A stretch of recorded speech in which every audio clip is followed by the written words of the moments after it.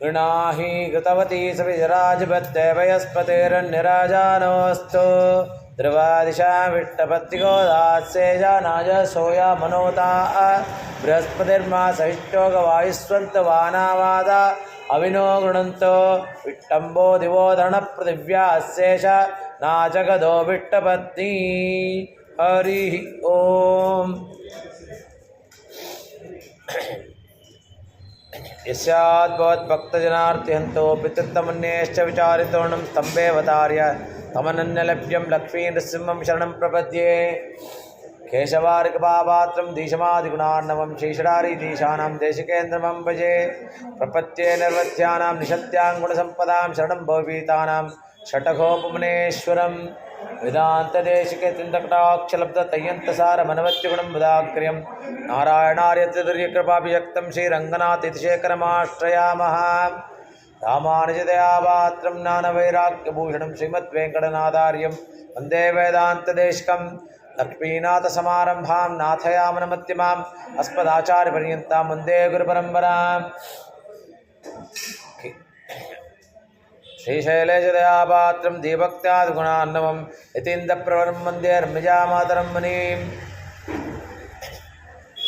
मातापिता युवतिस्तनया विभूतिः सर्वं यदेव नियमेन मदन्वयानामाद्यस्य नक्लपदेवकुलाभिरामं श्रीमत्तदङ्घ्रिगुणं नमामि मूर्ध्ना भूतं सरश्च मदाख्यपट्टनादा श्रीभक्तिसारकुलशेखरयोगिवाहान् भक्ताङ्घ्रिरेण परकालयतीन्द्रमिश्रान् श्रीमत्पराङ्किशं निर्मणदोऽस्मि नित्यम् लीलातुङ्गस्तनगिरिदडे सुप्तमुद्भोच्यकृष्टं पारात्यं संश्रुतिशतशिरश्रितमध्यापयन्तीं सोच्छिष्ठायां सृजनिगलितं या फलाकृत्य भुन्ते गोदातस्यै नमिदमिदं भूय एवास्तु भूयः अन्नवयल्पुदवयाण्डाळरङ्गर्க்கு பொன்னுதருப்பாவை வல்பதியம் இன்னிசையால் பாடிக் கொடுத்தாள் நற்பாமாலை பூமாலை சுடிக் கொடுத்தாளை சொல்லு சுடிக் கொடுத்த சுடற்பொடியே தொல்பாவை பாடி அருளவல்ல பல்வகையாய் அடினி வேங்கடவர்க்கு என்னவது என்னை மாத்தம் அங்கடவா ஒண்ணுமே நல்கு श्रीविट्टिचित्तकुलनन्दन कल्पवल्लीं श्रीरङ्गराज हरिचन्दन योगदृश्यां साक्षात् क्षमां करुणया कमलामिवान्यां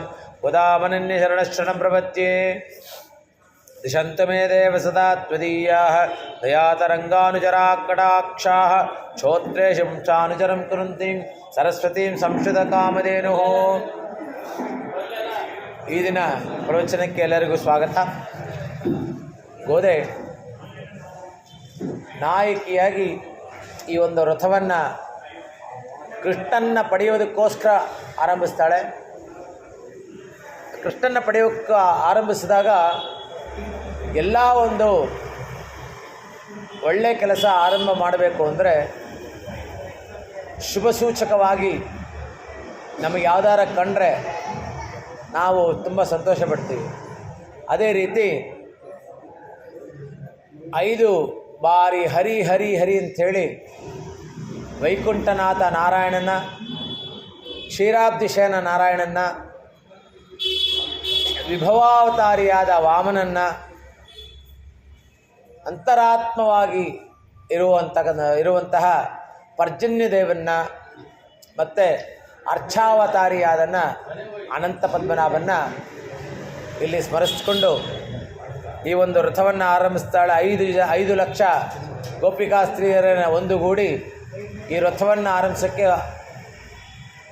ಆರಂಭ ಮಾಡಿದಾಗ ಅಲ್ಲಿ 10 ಜನ ಗೋಪಿಕಾ ಸ್ತ್ರೀಯರು ಮಿಸ್ಸಿಂಗ್, ಬಂದಿಲ್ಲ. ಬೆಚ್ಚಗೆ ಹೊದ್ಕೊಂಡು ಮಲ್ಕೊಂಡ್ಬಿಟ್ಟಿದ್ದಾರೆ. ಅಂದರೆ ಅವರ ಬೆಚ್ಚಗಿನ ಒಂದು ಹೊತ್ತಿಗೆ ಅಂದರೆ ಕೃಷ್ಣಾನುಭವ. ಆ ಕೃಷ್ಣಾನುಭವದಲ್ಲಿ ಅವರವರೇ ತೇಲ್ತಾ ಇರ್ತಾರೆ. ಆ ತೇಲೋದ್ರಿಂದ ಆ ಮತ್ತು ಅವರಲ್ಲಿತ್ತು. ಮೊದಲನೆಯ ಸಖಿ ಈ ಒಂದು ಗುಂಪಿಗೆ ಈಗ ತಾನೇ ಪಾದಾರ್ಪಣೆ ಮಾಡಿರೋಳು, ಅವಳನ್ನು ಎಬ್ಬಿಸ್ಕೊಂಡು ಕರ್ಕೊಂಡು ಬರ್ತಾರೆ. ಎರಡನೆಯವಳು ಸ್ವಲ್ಪ ಹಠಮಾರಿ, ಆವಾಗಲೇ ಇತ್ತು, ಇವಾಗ ಹೇಳೋದಕ್ಕಿಂತ ಆವಾಗಲೇ ಇತ್ತು. ಹಾಗೆ ಅವಳನ್ನು ಎಬ್ಬಿಸ್ಕೊಂಡು ಕರ್ಕೊಂಡ್ಬರ್ತಾಳೆ. ಮೂರನೆಯ ಈ ಒಂದು ಸಖಿ ಕುತೂಹಲಕಾರಿಯಾದ ಕಥೆ. ಸಖಿ ಏನು ಕುತೂಹಲ ಅಂದರೆ, ಅವಳಿಗೆ ಕೃಷ್ಣ ನನ್ನನ್ನು ಪ್ರೇಮಿಸ್ತಾನ, ನಾನು ಅವನನ್ನು ಜಾಸ್ತಿ ಪ್ರೇಮಿಸ್ತೀನೋ ಅಂತ ಹೇಳ್ಬಿಟ್ಟು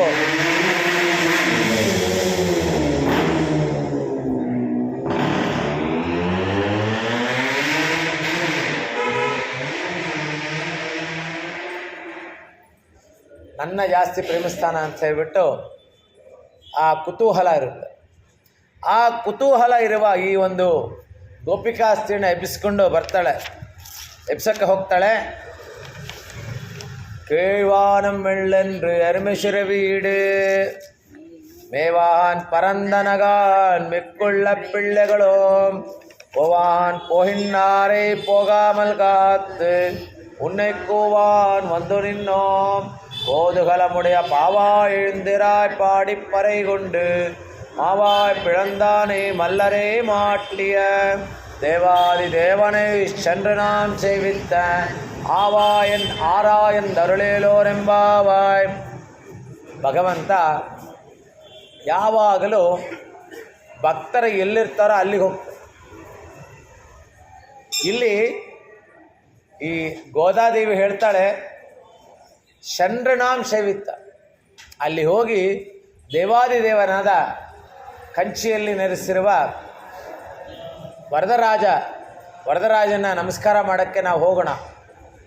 ಅಲ್ಲಿ ಈ ಸಖಿ ಕೇಳ್ತಾಳೆ, ಇಷ್ಟು ದಿವಸ ಕೃಷ್ಣ ಕೃಷ್ಣ ಅಂದ್ಕೊಂಡು ಈ ವರದರಾಜ ಎಲ್ಲಿಂದ ಬಂದ ಅಂತ. ಅಂದರೆ ಅವಾಗ ಹೇಳ್ತಾಳೆ, ವರದರಾಜ ಬೇರೆ ಅಲ್ಲ, ಕೃಷ್ಣ ಬೇರೆ ಅಲ್ಲ. ಕೀಳ್ವಾನಂ ಮೆಳ್ಳೆಂದ್ರೆ ಅರುಣೋದಯ ಆಗುವಕ್ಕೆ ಮೊದಲು ಗೋಧೂಳಿ ಬ್ರಾಹ್ಮಿ ಮುಹೂರ್ತದಲ್ಲಿ ಪೂರ್ವ ದಿಕ್ಕಿನಲ್ಲಿ ಆ ಒಂದು ಆಕಾಶ ಬೆಳ್ಳಗೆ ಕಾಣುತ್ತೆ. ಅದನ್ನೇ ಇಲ್ಲಿ ಹೇಳ್ತಾಳೆ, ಕೀಳ್ವಾನಂ ಮೆಳ್ಳೆಂದ್ರೆ. ಕೀಳ್ ಅಂದರೆ ಕಳಕ್ ಅಂದರೆ ಪೂರ್ವದಲ್ಲಿ ಆಕಾಶ, ವಾನಂ ಅಂದರೆ ಆಕಾಶ ಬೆಳ್ಳಗಾಗಿದೆ. ಕೀಳ್ವಾನಂ ಮೆಳ್ಳೆಂದ್ರೆ ಎರುಮೆ ಶಿರವೀಡು. ಇವಳಿಗೆ ಹೇಳ್ತಾಳೆ, ನೋಡು, ಬೆಳಗಾಗಿರೋದಕ್ಕೆ ಪ್ರೂಫ್ ಅಂದರೆ ಆಕಾಶ ನೋಡು ಬೆಳ್ಳಿಗಾಗಿದೆ. ಅದಕ್ಕೆ ಈ ಸಖಿ ಹೇಳ್ತಾಳೆ, ನೀವು ಎಲ್ಲ ಆ ಕೃಷ್ಣಾನುಭವದಿಂದ ನಿಮ್ಮ ಮುಖ ಜ್ವಲಿಸ್ತಾ ಇದೆ. ಆ ಜ್ವಲಿಸುವ ಮುಖ ಆಕಾಶದ ಮೇಲೆ ನೀವು ನೋಡುವಾಗ ಅಲ್ಲಿ ಬೆಳ್ಳಗೆ ಕಾಣುತ್ತೆ ಅಂತ. ಇವಾಗ ಕನ್ನಡಿ ಮುಂದೆ ನೀವು ಹಾಲೋಜನ್ ಲೈಟ್ ಹಾಕಿದ್ರೆ ಹೆಂಗಿರುತ್ತೆ, ಅದೇ ರೀತಿ ನಿಮ್ಮ ಮುಖದಿಂದ ಅಲ್ಲಿ ಅದು ಬೆಳ್ಳಗಾಗಿದೆ. ಇನ್ನು ಬೆಳಗ್ಗೆ ಆಗಿಲ್ಲ, ಇನ್ನು ನಾನು ಮಲ್ಕೊಳಕ್ಕೆ ಬಿಡಿ ಅಂತ ಹೇಳ್ತಾಳೆ. ಇನ್ನೊಂದು ರೀಸನ್ ಕೊಡ್ತಾಳೆ. ಇನ್ನೊಂದು ರೀಸನ್ ಅಂದರೆ ಎರುಮೆ ಶಿರವೀಡು. ಹಾಲು ಕರೆಯೋಕ್ಕೆ ಮೊದಲು ಎಮ್ಮೆ ಲೈಟ್ ಬ್ರೇಕ್ಫಾಸ್ಟ್ ಮಾಡ್ಕೊಳ್ಳುತ್ತೆ, ಒಂದು ಅಲ್ಪ ತಿಂಡಿ. ಅದು ಎಲ್ಲಿ ಅಂದರೆ ಹಿತ್ತಲಿನಲ್ಲಿ ಆ ಒಂದು ಹಿಮ ಬಿದ್ದಿರುವ ಆ ಗರಿಕೆ ಹುಲ್ಲನ್ನು ತಿನ್ನುತ್ತೆ. ಹಾಲು ಕರೆಯೋದಕ್ಕೆ ಮೊದಲು ಅದು ಅಲ್ಲಿ ಹೋಗಿ ತಿನ್ನುತ್ತೆ, ಲೈಟ್ ಬ್ರೇಕ್ಫಾಸ್ಟ್. ನೋಡಪ್ಪ, ಬೆಳಿಗ್ಗೆ ಆಗಿರೋದಕ್ಕೆ ಸಂಕೇತ ಏನು ಅಂದರೆ ಈ ಒಂದು ಎಮ್ಮೆಗಳೆಲ್ಲ ಹೋಗಿ ಆ ಒಂದು ಹಿತ್ತಲಿನಲ್ಲಿ ತನ್ನ ಗರಿಕೆ ಹುಲ್ಲೆಲ್ಲ ತಿಂತಾ ಇದೆ ಅಂತ. ಮೇವಾನ್ ಪರಂದನಗಾಣ್, ಅಲ್ಲಿ ಹೋಗಿ ನೋಡು. ಸರಿನಮ್ಮ, ನೀ ಹೇಳ್ತೀಯಲ್ಲ ಇಷ್ಟು ಜನ ಇದ್ದಾರೆ ಅಂತ, ನನಗೆ 4-5 ಜನ ನೀವು ಕಾಣಿಸ್ತಾ ಇದ್ದೀರಾ, ಮಿಕ್ದವರೆಲ್ಲ ಇಲ್ಲಿ ಅಂತ. ಅದಕ್ಕೆ ಮಿಕ್ಕುಳ್ಳ ಪಿಳ್ಳೆಗಳ ಮೆಲ್ಲಿ ಅಂತ. ಪೋವಾನ್ ಪೋಹಿನ್ರಾರೈ, ಅವರೆಲ್ಲ ನಾವು ರಥ ಮಾಡುವ ಸ್ಥಳಕ್ಕೆ ಹೋಗಿದ್ದಾರೆ. ಪೋಗಾಮಲ್ ಕಾತ್, ನಾವು ಮಾತ್ರ ಇಲ್ಲಿ ಇದ್ಕೊಂಡು ನಿನ್ನ ನೆಪಸ್ಕೊಂಡು ಹೋಗಕ್ಕೆ ಬಂದಿದ್ದೀವಿ. ಉನ್ನೈ ಕೂವಾನ್, ನಿನ್ನನ್ನು ಕರೆಯೋದಕ್ಕೋಸ್ಕರ ಬಂದಿದ್ದೀವಿ. ಒಂದು ನಿನ್ರೋಮ್, ಬಂದು ಇಲ್ಲಿ ನಿಂತಿದ್ದೀವಿ. ಕೋದುಹಲ ಮುಡಿಯ, ನಮಗೆ ಕುತೂಹಲ ಯಾವಾಗಿರುತ್ತೆ. ಇಲ್ಲಿಂದ ಎಲ್ಲರೂ ಸೇರಿ ತಿರುಪತಿಗೆ ಹೋಗ್ತೀವಿ. ತಿರುಮಲೆಗೆ ಹೋಗುವಾಗ ಅಯ್ಯೋ ಶ್ರೀನಿವಾಸ ಹಿಂಗಿರ್ತಾನೋ, ಶ್ರೀನಿವಾಸನ ನೋಡಬೇಕು, ಎಷ್ಟೊತ್ತಿಗೆ ದರ್ಶನ ಆಗುತ್ತೋ ಅನ್ನೋ ಒಂದು ಕುತೂಹಲ ನಮ್ಮಲ್ಲಿರುತ್ತೆ. ನಿಮ್ಮ ಮಕ್ಕಳು ಯಾರಾದರೂ ಫಾರಿನಿಂದ ಬರಬೇಕು ಅನ್ನೋವಾಗ ಅವರು ಫಾರಿನ್ ಏರ್ಪ್ಲೇನ್ ಹತ್ಬಿಟ್ಟು ಅಲ್ಲಿಂದ ಬಂದಿರ್ತಾರೆ. ನೀವು ಇಲ್ಲಿಂದ ಏರ್ಪೋರ್ಟ್ಗೆ ಹೋಗೋಟ್ಟದಕ್ಕೆ ಕುತೂಹಲ, ಅಯ್ಯೋ ನನ್ನ ಮಗ ಹೆಂಗಿದಾನೋ, ಅಯ್ಯೋ ಸಣ್ಣಕ್ಕಾಗಿದ್ದಾನೋ, ದಪ್ಪ ಆಗ್ಬಿಟ್ಟಿದ್ದಾನೋ, ಅವನು ಅದರಲ್ಲೂ ಅವ್ನ ಗರ್ಲ್ಫ್ರೆಂಡಂಗೆ ಕರ್ಕೊಂಡು ಬರ್ತಾನೆ ಅಂದರೆ ಇನ್ನೂ ಕುತೂಹಲ ಜಾಸ್ತಿ ಆಗುತ್ತೆ. ಅಯ್ಯೋ ನನಗೆ ಬರೋ ಸೊಸೆ ಹೆಂಗಿರ್ತಾಳೋ, ಆ ಒಂದು ಕುತೂಹಲ. ಇಲ್ಲಿ ರಾಮನ ಪಟ್ಟಾಭಿಷೇಕ ಮಾಡೋಕ್ಕೆ ಎಲ್ಲ ಡಿಸೈಡ್ ಮಾಡಿದಾಗ ಆ ದಿನ ರಾತ್ರಿ ದಶರಥನಿಗೆ ನಿದ್ದೆನೇ ಇಲ್ಲ. ದಶರಥಂಗೆ ನಿದ್ದೆ ಯಾಕಿಲ್ಲ ಅಂದರೆ ದಶರಥಂಗೆ ಕೆಟ್ಟ ಕನಸು ಬೀಳ್ತಾ ಇದೆ. ರಾಮ ಅವನು ಬಿಟ್ಟು ಹೋದಂಗೆ, ಭರತಂಗೆ ಪಟ್ಟಾಭಿಷೇಕ ಆದಂಗೆ ಆ ರೀತಿ ಒಂದು ಕನಸು ಬೀಳ್ತಾ ಇದೆ. ಅದು ಅವನಿಗೆ ಕುತೂಹಲ ಜಾಸ್ತಿ ಆಗ್ತಾ ಇದೆ. ಆ ರೀತಿ ನಮಗೆ ನಾವು ದೇವಸ್ಥಾನಕ್ಕೆ ಹೋಗುವಾಗ, ತಿರುಮಲಾಗೆ ಹೋಗಬೇಕು ಅಂದಾಗ ನಾವು ಒಂದು ವಾರದಿಂದ ಅಯ್ಯೋ ನಾನು ಹೋಗ್ತಾ ಇದ್ದೀನಿ, ನಾನು ಇಲ್ಲಿ ಹೋಗ್ತಾ ಇದ್ದೀನಿ, ಜೀವಾತ್ಮ ಪರಮಾತ್ಮನಲ್ಲಿ ಹೋಗುವಾಗ ವಿರಜಾ ನದಿನಲ್ಲಿ ಆ ಪರಮಾತ್ಮ ಬಂದು ಅದರಲ್ಲಿ ಸ್ನಾನ ಮಾಡಿಸ್ತಾನೆ. ಸ್ನಾನ ಮಾಡಿ ಕರ್ಕೊಂಡು ಹೋಗುವಾಗ ಸುವರ್ಲೋಕ ಎಲ್ಲ ನೋಡಿಕೊಂಡು ಅಲ್ಲಿರೋ ದೇವತೆಗಳೆಲ್ಲ ಇವರು ಈ ಆತ್ಮನ ಪೂಜೆ ಮಾಡ್ತಾರೆ, ಆತಿಥ್ಯ ಮಾಡುವಾಗ ಆತ್ಮಕ್ಕೆ ಅಯ್ಯೋ ಸಾಕಪ್ಪ ನಮಗೆ ವೈಕುಂಠಕ್ಕೆ ಹೋದರೆ ಸಾಕು ಅಂತ. ಇಲ್ಲಿ ನಾವು ನೆನೆಸ್ಕೊಂಡ್ರೆ ಆಹಾ ವೈಕುಂಠ ಯಾಕೆ ಬೇಕು, ಇಲ್ಲಿ ಇಷ್ಟೊಂದು ಜನ ನಮಗೆ ಕೈಂಕರ್ಯ ಮಾಡ್ತಾ ಇದ್ದಾರಲ್ಲ, ಇದೇ ಚೆನ್ನಾಗಿದೆ ಅಂತ ಆ ಒಂದು ಕುತೂಹಲ. ಅಲ್ಲಿ ಹೋದ್ಮೇಲೆ ನಾರಾಯಣನಿಗೆ ಕುತೂಹಲ, ಈ ಆತ್ಮ ಬರ್ತಾ ಇದೆಯಲ್ಲ ಅಂತ ಹೇಳ್ಬಿಟ್ಟು ಒಂದವರ್ ಎದುರುಗೊಳ್ಳ ಮಾಮಣಿ ಮಂಡಪತ್ತು ಅಂದಮಿಲ್ ಪೇರಿಂಬತ್ತು ಅಡಿರೋಡ್ ಇರುಂದಮೈ ಅಂತ. ಅಂದರೆ ಆತ್ಮ ಬರ್ತಾ ಇದೆ, ಬಂದ ಮೇಲೆ 16 ಮೆಟ್ಲು ಹತ್ತಿ ಬಂತು. 16 ಮೆಟ್ಲು ಹತ್ತಿ ಬಂದಿದ ತಕ್ಷಣ ನಾರಾಯಣ ಆತ್ಮನ ಬರಮಾಡ್ಕೊಳ್ಳುವಾಗ ದ್ವಾರಕ್ಕೆ ಬರ್ತಾನೆ. ದ್ವಾರಕ್ಕೆ ಬಂದು ಬರಮಾಡ್ಕೋತಾನೆ. ಆದರೆ ಮಗನ ಮನೆಗೆ ತಾಯಿ ಬರ್ತಾಳೆ. ಮಗನ ಮನೆಗೆ ತಾಯಿ ಬರುವಾಗ ಸೊಸೆ ಬೀಗ ಹಾಕೊಂಡು ಹೊರಟೋಗಿರ್ತಾಳೆ. ಅವಳಿಗೆ ಗೊತ್ತಿರೋದ್ರಿಂದ ಬೀಗ ಹಾಕೊಂಡು ಹೋಗ್ತಾಳೆ. ಇಲ್ಲಿ ನಾರಾಯಣ ಕಾಯ್ತಾ ಇದ್ದಾನೆ, ಅಯ್ಯೋ ಆತ್ಮ ಬರ್ತಾ ಇದೆಯಲ್ಲ, ಒಂದು ಶ್ರೀವೈಷ್ಣವ ಆತ್ಮ, ಒಂದು ಒಳ್ಳೆ ಆತ್ಮ ಬರ್ತಾ ಇದೆಯಲ್ಲ ಅಂತ ಆ ಒಂದು ಆತ್ಮನ ಕರ್ಕೊಂಡು ತೊಡೆ ಮೇಲೆ ಕೂರಿಸ್ಕೊತಾನೆ. ತೊಡೆ ಮೇಲೆ ಕೂರಿಸ್ಕೊಂಡು ಕೋಸಿ ಅಂತಾನೆ. ಕೋಸಿ ಅಂದರೆ ನೀನು ಯಾರು ಅಂತ ಕೇಳಿದ್ರೆ ಅವನಿಗೇನು ಗೊತ್ತಿಲ್ವಾ? ಎಲ್ಲ ಗೊತ್ತಿದೆ. ಆದ್ರೂ ನಮ್ಮಲ್ಲಿ ಇನ್ನೂ ಎಷ್ಟು ಅಹಂ ಇದೆ ಅಂತ ರಾಮಾನುಜರು ನಮಗಾಗಿ ರಹಸ್ಯತ್ರಯವನ್ನು ಕೊಡೋಕ್ಕೆ, ದ್ವಯಮಂತ್ರ, ಅಷ್ಟಾಕ್ಷರ ಮಂತ್ರ, ಚರ್ಮಶ್ಲೋಕ ಮಂತ್ರ ಕೊಡೋಕ್ಕೆ 17 ಬಾರಿ ಹೋಗ್ತಾರೆ. 17 ಬಾರಿ ಹೋದಾಗೆಲ್ಲ ನಾನು ರಾಮಾನುಜ ಬಂದಿದ್ದೀನಿ ಅಂತ ಹೇಳಿದಾಗ ಅವರು ಗುರುಗಳು ಬಾಗಲೇ ತೆಗೆಯಲ್ಲ. 18ನೇ ಬಾರಿ ಹೋದಾಗ ಅಡಿಯೇನು ರಾಮಾನುಜ ದಾಸನ್ ಹೊಂದಿರ್ಕೆ, ಆ ದಾಸತ್ವ ಬರಬೇಕು. ಆ ದಾಸತ್ವ ಬಂತು ಅಂದರೆ ನಾವು ಅವನಿಗೆ ಶರಣಾಗ್ತಾ ಇದ್ದೀವಿ. ನಿನ್ನ ಬಿಟ್ಟರೆ ನನಗೆ ಬೇರೆ ಯಾರೂ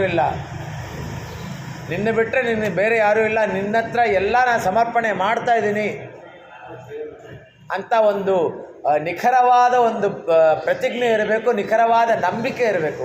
ಆ ನಿಖರವಾದ ನಂಬಿಕೆ ಇತ್ತು ಅಂದರೆ ಅವನೆಲ್ಲ ನೋಡ್ಕೊತಾನೆ. ಒಂದೇ ಒಂದು ಎಕ್ಸಾಂಪಲು, ಮನೆಗೆ ಹೋಗಿ ನಿಮ್ಮ ಮಗ ಏನೋ ತಪ್ಪು ಮಾಡಿರ್ತಾನೆ. ತಪ್ಪು ಮಾಡಿದ್ದಾಗ ಅವನನ್ನು ಬೈಬೇಕು ಅಂತ ಅನ್ಕೋತೀರಾ? ಮನಸ್ಸಿನಲ್ಲಿ ದೇವ್ರು ನೆನೆಸ್ಕೊಂಡು ಅವನನ್ನು ಬೈಬೇಕು ಅಂದ್ಕೊಂಡಿದ್ದೀನಿ, ಒಳ್ಳೆ ಮಾತಲ್ಲಿ ಅವನಿಗೆ ಬುದ್ಧಿ ಹೇಳೋ ಥರ ನೀನು ನನಗೆ ಮಾಡಪ್ಪ ಅಂತ ನೀವು ಮನಸ್ಸಿನಲ್ಲಿ ಒಂದು ಸಲ ಸಂಕಲ್ಪ ಮಾಡ್ಕೊಳ್ಳಿ. ಅಲ್ಲಿಗೆ ಹೋಗಿದ ತಕ್ಷಣ ನೀವು ಬೈಯಲ್ಲ. ಭಗವಂತ ನೀವು ಅಂದ್ಕೊಂಡಿದ್ದು ನೆನೆಸ್ತಾನೆ, ನೆರವೇರಿಸ್ತಾನೆ. ಭಗವಂತ ಬೇಜಾರು ಮಾಡ್ಕೋತಾನಂತೆ, ದ್ರೌಪದಿ ನನ್ನನ್ನು ಕರೀಲಿಲ್ಲ, ಕಡೆಯಲ್ಲಿ ನೆನೆಸ್ಕೊಂಡ್ಲು, ಅವಾಗ ಹೋದೆ, ಮೊದಲೇ ಕರೆದಿದ್ರೆ ಇದೆಲ್ಲ ಆಗ್ತಾ ಇರಲಿಲ್ಲ ಅಂತ. ಹಾಗೆ ಏನು ಭಾವನೆ ಬರುತ್ತೆ, ಕುತೂಹಲ ಎಲ್ಲಿಂದ ಇದೆ? ಈ ಕಂಚಿನಲ್ಲಿ ರಾಮಾನುಜರು ಆ ಪೂಜೆ ಎಲ್ಲ ಶಾತುಮರೆಲ್ಲ ಆದಮೇಲೆ ಅವರಿಗೆ ಈ ತಿರುಪ್ಪಾವಡೆ ಸೇವೆ ಅಂತ ಮಾಡೋದು, ಅನ್ನಕೂಟೋತ್ಸವ ಅಂತ ಮಾಡಿದಾಗ ರಂಗನಾಥನ ಥರ ಪುಳಿಯೋಗರೆನ ಅನ್ನವನ್ನು ಇದು ಮಾಡಿಬಿಟ್ಟು ಆ ಅನ್ನದಲ್ಲಿ ರಂಗನಾಥನ ಅಲಂಕಾರ ಮಾಡಿಬಿಟ್ಟು ಆ ದೇವ್ರನ್ನ ಅಲ್ಲಿ ಇದು ಮಾಡ್ತಾರೆ. ಆವಾಗ ರಾಮಾನುಜರಿಗೆ ಮೊದಲು ಜಿ ಆರ್ ಅಂತಾರೆ. ಜಿ ಆರ್ ಅಂದಾಗ ಅವ್ರು ಬಂದು ಅವರ ಒಂದು ಅಂಗವಸ್ತ್ರನ ತೋರಿಸ್ಬಿಟ್ಟು ಅದರಲ್ಲಿ 3 ಸಲ ಹಾಕ್ತಾರೆ. ಅದನ್ನು ತಗೊಂಡು ಬರುವಾಗ ಅಲ್ಲಿ ಚಿಕ್ಕ ಮಕ್ಕಳು, ಇವಾಗ ಈಗಿನ ಕಾಲದಲ್ಲಿ ಮಕ್ಕಳೆಲ್ಲ ಮೊಬೈಲಲ್ಲೇ ಆಡೋದು, ಇಲ್ಲ ಅಂದರೆ ಟಿ ವಿನಲ್ಲಿ ಆಡ್ತಾರೆ ಗೇಮ್ಸು. ಆವಾಗ ಚಿಕ್ಕ ಮಕ್ಕಳು ಆಡ್ತಾ ಇರ್ತಾರೆ. ಮಣ್ಣಲ್ಲಿ ರಂಗನಾಥನ ಮಾಡಿಬಿಟ್ಟು, ಮಣ್ಣಲ್ಲಿ ರಂಗನಾಥನಿಗೆ ಅನ್ನಕೂಟೋತ್ಸವ ಮಾಡಿಬಿಟ್ಟು, ಒಂದು ಮಗು ಅರ್ಚಕನಾಗಿ ಪೂಜೆ ಮಾಡ್ತಾ ಇರ್ತಾನೆ, ತಿರುವಾರಾಧನೆ ಮಾಡ್ತಾ ಇರ್ತಾನೆ. ಮಕ್ಕಳು ಆಡೋದು ಗೊತ್ತಲ್ಲ. ಇನ್ನೊಬ್ಬ ಮಗು ರಾಮಾನುಜರಾಗಿ ಅಲ್ಲಿ ನಟನೆ ಮಾಡ್ತಾ ಇರ್ತಾನೆ. ಎಲ್ಲ ಆಟ ಆಡ್ತಾ ಇರುವಾಗ ರಾಮಾನುಜರು ಅದೇ ದಾರಿನಲ್ಲಿ ಹೋಗ್ತಾರೆ. ಅದೇ ದಾರಿನಲ್ಲಿ ಹೋಗುವಾಗ ಅವರಿಗೆ ಕುತೂಹಲ, ಏನು ನಡೀತಾ ಇದೆ ಅಂತ ಅವ್ರು ನೋಡ್ತಾರೆ. ನೋಡಿದಾಗ ಈ ಮಕ್ಕಳು ಆಟ ಆಡ್ತಾ ಇರ್ತಾರೆ. ಮಕ್ಕಳು ಆಟ ಆಡುವಾಗ ಇನ್ನೇನು ಆರತಿ ಮಾಡಿಬಿಟ್ಟು ಜಿ ಆರ್ ಅಂತ ಹೇಳ್ತಾರೆ. ಆ ನಟನೆ ಮಾಡ್ತಾ ಇದ್ದ ಹುಡುಗನೂ ತನ್ನ ಅಂಗವಸ್ತ್ರ ಹಿಡಿತಾನೆ. ಅದರ ಪಕ್ಕದಲ್ಲಿ ರಾಮಾನುಜರು ತಮ್ಮ ಅಂಗವಸ್ತ್ರ ಹಿಡಿತಾರೆ. ತಮ್ಮ ಅಂಗವಸ್ತ್ರ ಹಿಡಿದಾಗ ಅಲ್ಲಿ ಅವ್ರ ಶಿಷ್ಯರು ಹೇಳ್ತಾರೆ, ಏನು ಮಕ್ಕಳು ಆಟ ಆಡುವಾಗ ನೀವು ಹೋಗ್ತಿರಲ್ಲ ಅಂತ. ಅವಾಗ ಹೇಳ್ತಾರೆ, ಎಲ್ಲದರಲ್ಲೂ ಭಗವಂತ ಇದ್ದಾನೆ, ಭಗವಂತಗೆ ಮೋಸ ಮಾಡ್ತಾ ಇರೋದು ಅದು ಭಗವಂತ ಎಲ್ಲದರಲ್ಲೂ ಇದ್ದಾನೆ ಅಂತ ಹೇಳ್ಬಿಟ್ಟು ಆ ಮಣ್ಣನ್ನು ಪ್ರಸಾದವಾಗಿ ತಗೊಂಬಂದು ತಲೆ ಮೇಲೆ ಇಟ್ಬಿಟ್ಟು, ಹಾಗೆ கீழ்வானம் வெள்ளெருமிசிறு வீடு மேவான் பரந்தனகான் மிக்குள்ள பிள்ளைகளும் போவான் பொகின்னாரை போகாமல் காத்து உன்னை கூவான் ஒன்று நின்றோம் போதுகுலமுடைய பாவாய் எழுந்திராய் ಹೇಳಮ್ಮ ಏನಕ್ಕೆ ನಾವು ಕೃಷ್ಣನಲ್ಲಿಗೆ ಹೋಗೋಣ, ಯಾಕೆ ಇವಳಿಲ್ಲದೆ ಆಗಲ್ವಾ ಅಂದರೆ, ಆಂಡಾಳ ಒಂದು ನಿಯಮದ ಪ್ರಕಾರ ಯಾರೂ ಕೃಷ್ಣ ಭಕ್ತಿಯಿಂದ, ಕೃಷ್ಣನ ಒಂದು ಭಕ್ತಿಯಿಂದ ಇದಾಗಬಾರ್ದು, ಎಸ್ಕೇಪ್ ಆಗಬಾರ್ದು. ಎಲ್ಲರಿಗೂ ಅವನ ಒಂದು ಭಕ್ತಿ ಸಿಗಬೇಕು, ಅವನ ಒಂದು ಆಶೀರ್ವಾದ ಸಿಗಬೇಕು, ಅವನ ಒಂದು ಕೃಪೆ ಸಿಗಬೇಕು ಅಂತ ಹೇಳ್ಬಿಟ್ಟು ಎಲ್ಲರನ್ನೂ ಕರೆಸ್ಕೊತಾರೆ. ಈ ಒಂದು 5 ಲಕ್ಷದಲ್ಲಿ 10 ಜನ ಇಲ್ದವರು ಏನೂ ಆಗಲ್ಲ, 0.01% ಏನೋ 5 ಲಕ್ಷದಲ್ಲಿ. ಆದರೆ ಒಂದು ಆತ್ಮನೂ ಸಹ ಕೃಷ್ಣಾನುಭವದಿಂದ ದೂರ ಇರಬಾರ್ದು ಅನ್ನೋ ಒಂದು ಒಳ್ಳೆಯದು. ಇವಾಗ ಕೆಲವು ಕಡೆ ಸ್ಕೂಲಿಗೆ ಎಕ್ಸಾಮ್ ಇಟ್ಟಿರ್ತಾರೆ. ಎಕ್ಸಾಮ್ ಇಟ್ಟಿರುವಾಗ ಒಂದು ಮಗು ಏನೋ ಹುಷಾರಿರಲ್ಲ, ಬಂದಿರಲ್ಲ, ಅದಕ್ಕೋಸ್ಕರ ಸಪ್ರೇಟ್ ಎಕ್ಸಾಮ್ ಇಟ್ಟು ಅಲ್ವಾ. ಅದೇ ರೀತಿ ಇಲ್ಲಿ ಇಲ್ಲದೇ ಇರೋರಿಗೆ ಎಲ್ಲರನ್ನೂ ಸೇರಿಸ್ಕೊಂಡು ಮಾಡೋಣ ಅಂತ ಹೇಳ್ಬಿಟ್ಟು ಹೇಳ್ತಾರೆ. ರಾಮಾಯಣದಲ್ಲಿ ಕೈಕೇಯಿ ಇವರನ್ನು ಕಾಡಿಗೆ ಹೋಗು ಅಂತ ಹೇಳ್ತಾರೆ. ಸೀತಾ ಲಕ್ಷ್ಮಣ ಮತ್ತು ರಾಮ ಹೇಳಿರೋದು ಬರೀ ರಾಮನಿಗೆ ಮಾತ್ರ. ಹಾಗಿರುವಾಗ ದಶರಥ ಅಲ್ಲಿ ವಿರಹದಲ್ಲಿರ್ತಾನೆ, ಎಂತಹ ತಪ್ಪು ಮಾಡಿದೆ ನಾನು ಅಂತ ಹೇಳ್ಬಿಟ್ಟು. ಆಗ ಸುಮಂತ್ರ ಬಂದು ಹೇಳ್ತಾನೆ ಕೈಕೇಯಿಗೆ, ನಿನ್ನ ಅಮ್ಮನ ಥರನೇ ಮಾಡಿದೆ ಅಂತ. ಅವರ ವೃತ್ತಾಂತ ಏನಂದರೆ, ಕೈಕೇಯಿ ಅವರ ತಂದೆ ಅವರಿಗೆ ಒಂದು ವರ ಇದೆ, ಒಂದು ವರ ಒಂದು ಶಾಪ ಎರಡೂ ಇದೆ. ವರ ಏನಂದರೆ ಅವರು ನಡೆದುಕೊಂಡು ಹೋಗುವಾಗ ಯಾವುದೇ ಪಕ್ಷಿಗಳು ಮಾತಾಡ್ತಾ ಇತ್ತಂದ್ರೆ ಅದು ಏನು ಮಾತಾಡುತ್ತೆ ಅಂತ ಅವ್ರಿಗೆ ಗೊತ್ತಾಗ್ತಾ ಇತ್ತು. ಹೀಗೆ ಇವರಿಬ್ಬರು ವನವಿಹಾರಕ್ಕೆ ಅಂತ ಹೋದಾಗ ಆ ಪಕ್ಷಿಗಳಲ್ಲಿರುವ ಮಾತಾಡ್ತಾ ಇರುತ್ತೆ, ಅದನ್ನು ಇವರು ಒಬ್ಬರೇ ನಕ್ಕೊಂಡು ಹೋಗ್ತಾ ಇರ್ತಾರೆ. ಇವರೊಬ್ಬರೇ ನಕ್ಕೊಂಡು ಹೋಗ್ತಾ ಇರುವಾಗ ಹೆಂಡತಿ ಆದವಳು ಕೇಳ್ತಾಳೆ, ಏನಕ್ಕೆ ಸುಮ್ಮನೆ ಹುಚ್ಚುಚ್ಚ ನಕ್ಕೊಂಡು ಬರ್ತೀರಾ, ನೋಡಿದವ್ರು ಏನಂತಾರೆ ಅಂತ. ಅದಕ್ಕೂ ನಕ್ಕೊಂಡು ಹೋಗ್ತಾರೆ. ಅವರಿಗೊಂದು ಶಾಪ ಏನು ಅಂದರೆ, ನೀನು ಇದು ನಿಜವನ್ನು ನೀನು ಬೇರೆ ಯಾರಿಗಾದ್ರೂ ಹೇಳಿದ್ರೆ ನಿನ್ನ ತಲೆ ಹತ್ತು ಚೂರಾಗ್ಬಿಡುತ್ತೆ ಅಂತ. ಅದರಿಂದ ಅವರು ಗೌಪ್ಯವಾಗಿಟ್ಟಿರ್ತಾರೆ. ಹೆಂಡತಿಗೆ ತಾಳ್ಮೆ ಇಲ್ಲ. ಹೆಂಡತಿ ಕೇಳ್ತಾಳೆ, ಒಂದು ದಿವಸ ಕೇಳ್ತಾಳೆ, ನೀನು ಇವತ್ತು ಹೇಳಿಲ್ಲ ಅಂದರೆ ನಾನು ಸುಮ್ಮನೆ ಬಿಡಲ್ಲ ಅಂತ, ಯಾತಕ್ಕೋಸ್ಕರ ನೀನು ನಗ್ತೀಯ ಅಂತ. ಅವಾಗ ಇವ್ರು ಹೇಳ್ತಾರೆ, ನೋಡು ನಿನ್ನ ಮಾಂಗಲ್ಯಕ್ಕೆ ಕುತ್ತಾಗುತ್ತೆ, ನಾನು ಇವಾಗ ಹೇಳಿಬಿಟ್ರೆ ಅಂತ, ನೀನು ಹೋದ್ರೂ ಪರವಾಗಿಲ್ಲ ಹೇಳು ಅಂತ. ಇಲ್ಲಿ ಹೇಗೆ ದಶರಥ ಹೋದ್ರೂ ಪರವಾಗಿಲ್ಲ ತನ್ನ ಒಂದು ಹಠ ನಡಿಬೇಕು ಅಂತಿದ್ದಾಳಲ್ಲ, ಅದೇ ರೀತಿಯಲ್ಲಿ ಅವರ ಅಮ್ಮ ಬಂದು ನೀನು ಹೋದ್ರೂ ಪರವಾಗಿಲ್ಲ ಹೇಳು ಅಂತ. ಅವಾಗ ನಿಜ ಹೇಳಿದಾಗ ಅವ್ರ ತಲೆ ಶೀಲೋಗ್ಬಿಡುತ್ತೆ. ದಶರಥ ಹೋದ್ರೂ ಪರವಾಗಿಲ್ಲ ಅಂತ. ಅದಕ್ಕೆ ಹಿಂದೆ ಗಾದೆ ಮಾಡಿರೋದು ಸರಿ, ಅಮ್ಮನಂತೆ ಮಗಳು ನೂಲಿನಂತೆ ಸೀರೆ ಅಂತ. ಅದೇ ರೀತಿ ಇಲ್ಲಿ ದಶರಥ ಹೋದ್ರೂ ಪರವಾಗಿಲ್ಲ, ರಾಮ ಕಾಡ್ಕೋಬೇಕು. ಅಷ್ಟರಲ್ಲಿ ಸೀತೆಗೆ ನಾರುಮುಡಿ ತೊಟ್ಕೋ ಅಂತ ಹೇಳ್ತಾಳು. ನಾರುಮುಡಿ ತೊಟ್ಕೋ ಅಂತ ಹೇಳೋದಕ್ಕೆ ನೀನು ಯಾರು ಅಂತ ದಶರಥ ಕೇಳ್ತಾನೆ. ನಿನ್ನ ವರ ಕೇಳಿದ್ದು ಮುಗ್ದೋಯ್ತು, ಎಕ್ಸ್ಪೈರ್ ಆಗೋಯ್ತು, ಅದು ಮತ್ತೆ ರಿನೋವೇಟ್ ಆಗಲ್ಲ. ಅಂಥದ್ರಲ್ಲಿ ನೀನು ಯಾರು ಹೇಳೋಕ್ಕೆ ಅವಳಿಗೆ? ರಾಮನಿಲ್ಲದೆ ಇರುವಾಗ ಅವಳು ರಾಜ್ಯಭಾರ ಮಾಡಲಿ ಅಂತ ದಶರಥ. ಸೀತೆ ರಾಜ್ಯಭಾರ ಮಾಡಲಿ, ಅವಳು ರಾಜಕುಮಾರಿ, ಅವಳಿಗೂ ಚಾಕಚಕ್ಯತೆ ಇದೆ, ಅವಳು ಮಾಡಲಿ ಅಂತ ಹೇಳ್ತಾರೆ. ಆಗ ಸೀತೆ ತನ್ನ ಅತ್ತೆಯ ಮಾತನ್ನು ಕೇಳಿ ನಾರುಮುಡಿ ತೊಟ್ಕೋತಾಳೆ. ಆ ನಾರುಮುಡಿ ತೊಟ್ಕೊಳ್ಳುವಾಗ ಅವಳಿಗೆ ಬರಲ್ಲ, ಚಿಕ್ಕ ಹುಡುಗಿ. ರಾಮ ಅದನ್ನು ತೊಡಸ್ತಾನೆ. ಆ ಒಂದು ಕುತೂಹಲಕಾರಿಯಾದ ಒಂದು ವಿಷಯ, ಇನ್ನೊಂದು ಹಠ ಎಲ್ಲಿಗೆ ಕರ್ಕೊಂಡು ಹೋಗುತ್ತೆ ಅನ್ನೋ ಒಂದು ವಿಷಯ. ತಾಯಿಯಂತೆ ಮಗಳು ನೂಲಿನಂತೆ ಸೀರೆ ಅನ್ನೋ ಥರ ಕೈಕೇಯಿ ತನ್ನ ಗಂಡನ್ನ ತಾನು ಕಳ್ಕೊಂಡ್ಲು ಅವರ ತಾಯಿ ಥರ. போதும்டைய பாவாயேந்திராய் பாடிப்பறை கொண்டு மாவாய் பிளந்தானே மல்லரே மாட்டிய ಮಾವಾಯ್ ಪಿಳಂದಾನೆ ಮಲ್ಲರೆ ಮಾಟ್ಟಿಯ ಅಂದರೆ ಕೇಶಿ ಎನ್ನುವ ರಾಕ್ಷಸನ್ನ ಸಂಹಾರ ಮಾಡಿದವನು, ಮುಷ್ಟಿಚಾಣೂರನ್ನು ಜಟ್ಟಿಗಳನ್ನು ಕೊಂದವನು, ದೇವಾದಿದೇವನೈ. ಈ ಒಂದು ದೇವಾದಿದೇವ ಬಂದು ಬರೀ ಅವನು ವರದರಾಜ, ಯಾವಾಗಲೂ ವರ ಕೊಡ್ತಾ ಇರ್ತಾನಷ್ಟೆ. ಅವನೇನು ಎಕ್ಸ್ಪೆಕ್ಟ್ ಮಾಡಲ್ಲ. ದೇವರು ನಮಗೆಲ್ಲ ಇಷ್ಟು ಕೊಟ್ಟಿದ್ದಾನಲ್ಲ, ಅವನೇನಾರು ಎಕ್ಸ್ಪೆಕ್ಟ್ ಮಾಡ್ತಾನೆ ನಮ್ಮಿಂದ? ಏನು ಎಕ್ಸ್ಪೆಕ್ಟ್ ಮಾಡಲ್ಲ. ನಾವುಗಳೇ ಒಂದು ದಿವಸ ನಾವೇನಾದ್ರು ಈ ಥರ ತಿಂಡಿ ಎಲ್ಲ ತೊಗೊಂಡಿಟ್ಬಿಟ್ಟು ಒಂದು ದಿವಸ ಅವನೇನಾದ್ರು ತಿಂದ್ಬಿಟ್ಟ ಅಂದರೆ ಮಾರನೇ ದಿವಸ ಏನೂ ಇಡಲ್ಲ ಅವನಿಗೆ. ಆ ರೀತಿ ನಾವು. ಹಾಗಿರುವಾಗ ದೇವಾದಿದೇವ ಅಲ್ಲಿ ಯಾಕೆ ಬಂದ? ಬ್ರಹ್ಮನಿಗೋಸ್ಕರ ಬಂದ. ಬ್ರಹ್ಮನ ಶಾಪ ವಿಮೋಚನೆಗೆ. ಆ ಸರಸ್ವತಿ ವೇಗವತಿಯಾಗಿ ಬರ್ತಾಳೆ. ಅಲ್ಲಿ ವೇಗವಾಗಿ ಬರ್ತಾಳೆ. ಅಲ್ಲಿ ಅಶ್ವಮೇಧ ಯಾಗ ಮಾಡೋಕ್ಕೆ ಬ್ರಹ್ಮ ಒಬ್ಬನೇ ಬರ್ತಾನೆ.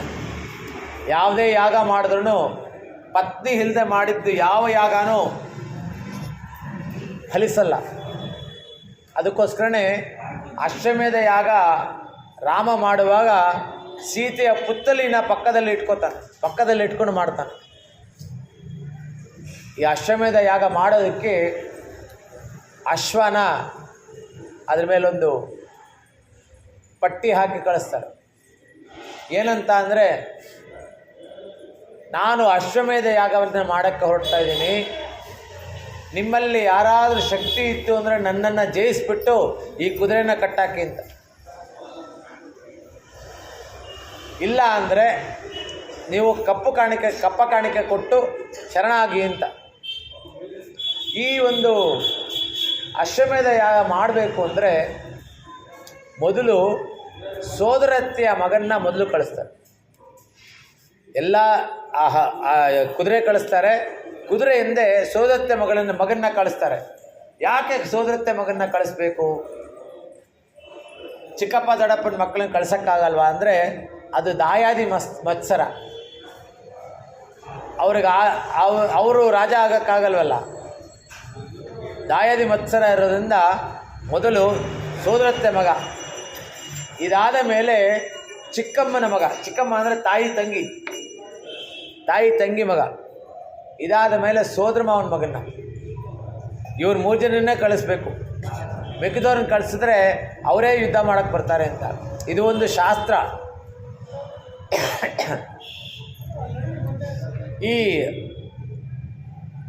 ಇಲ್ಲಿ ಆ ಒಂದು ಕುದುರೆನ ಹಿಡಿದು ಯಾರು ಹಿಡ್ಕೋತಾರೆ ಅಂತ ಅದು ಒಂದು ಕುತೂಹಲ. ಯಾರಿಗೆ ಧೈರ್ಯ ಬರುತ್ತೆ, ಯಾರು ಹಿಡ್ಕೋತಾರೆ ಅಂತ. ಆ ರೀತಿ ಇರುವಾಗ ದೇವಾದಿದೇವನ್ನ ನಾವು ನಮಸ್ಕಾರ ಮಾಡೋಕ್ಕೆ ಅಲ್ಲಿಗೆ ಹೋಗೋಣ. ಶಂಡ್ರನಾಮ್ ಸೇವಿತ್ತ, ಅಲ್ಲಿ ಹೋದರೆ ಇವಾಗ ಯಾರೋ ನಿಮ್ಮ ಹತ್ರ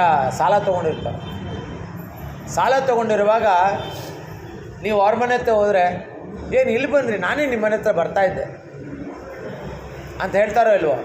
ನಮ್ಮ ನೋಡಿದ ತಕ್ಷಣ ಇಲ್ಲ ಅಂದರೆ ಬೋರ್ಡ್ ಒಳಗಡೆ ಎತ್ಕೊಂಡು ಇಲ್ಲ ಅನ್ನಿಸ್ತಾರೆ. ಇಲ್ಲಿ ನಾರಾಯಣ ದೇವಾದಿದೇವ ಹೇಳ್ತಾನೆ, ಅಯ್ಯೋ ಇಲ್ಲಿ ಯಾಕೆ ಬಂದ್ರಿ, ನೀವು ಕಷ್ಟಪಟ್ಟು ಬಂದ್ರಲ್ಲ, ನಾನೇ ಅಲ್ಲಿ ಬರ್ತಾ ಇದ್ನಲ್ಲ ಅಂತಾನೆ. தேவாதிதேவனை சென்று நாம் சேவித்த ஆவாயன் நாராயண் தருளேலோரெம்பாவாய் அருள் புரிவார் அடியார்த்தம் அடிநேர்க்கே ஆழியான் அருள் புரிவார் அமைகின்ற அது நமது விதிவகையே இருள் தருமா ஞாலத்துள் இனிப்பிரிவு யான் வேண்டேன் ಮರಳಾಯ ನೀ ಮಡನೆಂಜೆ ವಾಟ್ಟಾತ್ತಾನ್ ಅಡಿವಣಂಗಿ. ಅಂದರೆ ನಾವು ಏನೇನೋ ಕೇಳ್ಬೋದು, ಆದರೆ ನಮಗೇನು ಪ್ರಾಪ್ತ ಇದೆಯೋ ಅದೇ ಸಿಗೋದು ಅಲ್ವಾ? ನಮಗೇನು ಲಭಿಸ್ಬೇಕೋ ಅಷ್ಟೇ ಸಿಗೋದು. ಅದಕ್ಕೆ ಮೀರಿ ಒಂದು ಅಗಳು ಅನ್ನ ಹೆಚ್ಚು ತಿನ್ನೋಕ್ಕಾಗಲ್ಲ. ಆ ರೀತಿ ಇರುವಾಗ ಇಲ್ಲಿ ಕೇಳ್ತಾನೆ, ಇರುಳು ತರ್ಮ ಜ್ಞಾಲತ್ತುಳ್ ಇಣಿಪಿರಿವಿ ಯಾನ್ ವೇಂಡೇನ್. ಇರುಳು ಅಂದರೆ ರಾತ್ರಿ ಬರೋ ಜ್ಞಾನಕ್ಕೆ ನನಗೆ ಮತ್ತೆ ಜನ್ಮ ಬೇಡ. ಮರಳಾಯೋ ನೀ ಮಡನೆಂಜೆ ಅಂದರೆ ಮುಟ್ಟಾಳವಾದ ಒಂದು ನಿನ್ನ ಈ ಹೃದಯ ಮನಸ್ಸು. ಮಡನೆಂಜೆ ವಾಟ್ಟಾತ್ತ ನಡಿವಣಂಗಿ. ಏನು ನಮ್ಮಾಯವರು ಹೇಳ್ತಾ ಇರೋದನ್ನು ಅವರೇ ನಾಯಕಿ ಭಾವದಲ್ಲಿ ಹೇಳ್ಕೊಂಡು ಅವರಿದ್ದನ್ನೇ ಹೇಳ್ತಾನೆ. கங்குலம் பாலும் கண் துயிலறியா கண்ணனி கைகளாயிரக்கம் சங்கு சக்கரங்களென்னும் கைகொப்பம் தாமரை கண் எங்கே தளரும் எங்கனே தரிக்கே நுண்ணிவிட்டென்னும் மெருணும் கைதுவாயிரக்கம் செங்கையல்ಪಾ ನೀ ತಿರುವರಂಗಾತ ಹೇಳ್ತಿರ್ತೇನೆ செய்கின்றாಯೇ ಅಂತ. ಅಂದರೆ ಶರಣಾಗತಿ ಮಾಡ್ಕೊಳ್ಳೋಕ್ಕೆ ಮೊದಲನೇ 10 ಪಾರ್ಶ್ವದಲ್ಲಿ ಶರಣಾಗತಿ ಮಾಡ್ಕೋತಾರೆ ಶ್ರೀನಿವಾಸನಿಗೆ. ಶ್ರೀನಿವಾಸ ಶರಣಾಗತಿ ಮಾಡಿಕೊಂಡಾಗ, ನೀನೇನೋ ಅಂದ್ಕೊಂಡಿದೀಯ, ಸಂಕಲ್ಪ ಮಾಡಿದೀಯಲ್ಲಪ್ಪ, ಇನ್ನೂ 400 ಪಾರ್ಶ್ವ ಇದೆ, 400 ಪಾರ್ಶ್ವ ಬರೆದ್ಬಿಡು ಅಂತ. 400 ಪಾರ್ಶ್ವ ಬರೋದಕ್ಕೆ ಇಲ್ಲಿ ನಾಯಕಿ ಭಾವದಲ್ಲಿ ಹೋಗ್ತಾರೆ. ನೀ ಎಷ್ಟೇ ಹೇಳಿದ್ರು ನನ್ನ ಮನಸ್ಸು ಕೇಳ್ತಾ ಇಲ್ಲಪ್ಪ, ಇವಳು ತಿರುತಿ ಏನು செய்கின்ற, ಇವಳನ್ನ ನಾನು ಬದಲಿಸೋಕ್ಕೆ ಆಗ್ತಾ ಇಲ್ಲ, ತನ್ನನ್ನು ತಾನೇ ಹೇಳ್ಕೊತಾ ಇದ್ದಾರೆ ನಾಯಕಿ ಭಾವದಲ್ಲಿ. ಇಲ್ಲಿ ನೆಕ್ಸ್ಟು ಆಳ್ವಾರ್ಗಳು ಯಾರು ಇಲ್ಲಿ ಬರ್ತಾರೆ ಅಂದರೆ, ಪೊಯ್ಗೆ ಆಳ್ವಾರ್. ಕಾಂಚೀಪುರದ ಹತ್ತಿರದಲ್ಲಿ ಒಂದು ಕೊಳದಲ್ಲಿ ಅಯೋನಿಜರಾಗಿ ಅವತಾರವೆತ್ತಿದ ಪೊಯ್ಗೆ ಆಳ್ವಾರ್. ಪೊಯ್ಗೆ ಆಳ್ವಾರು ಶಂಖದ ಒಂದು ಅವತಾರ, ಶಂಖದಿಂದ ಉದ್ಭವವಾದ ಆಳ್ವಾರ್. ಈ ಮೊದಲ 3 ಆಳ್ವಾರುಗಳು ಯಾರಿದ್ದಾರೆ, ಪೊಯ್ಗೆ ಆಳ್ವಾರ್, ಭೂದಂತ ಆಳ್ವಾರ್, ಪೇ ಆಳ್ವಾರ್, ಇವರಿಂದಾನೇ ನಮಗೆ ಈ ಒಂದು ದಿವ್ಯ ಪ್ರಬಂಧ ಸಿಕ್ಕಿದ್ದು. ನಮ್ಮಾಳ್ವಾರ್ ರಾಮಾನುಜರು ಎಲ್ಲರೂ ಸೇರಿ ಅವರ ಒಂದು 300 ಪಾಸುರಗಳೇನಿದೆ ಅದ್ರ ಮೇಲೇ ಎಲ್ಲ ಬರೆದಿರೋದು.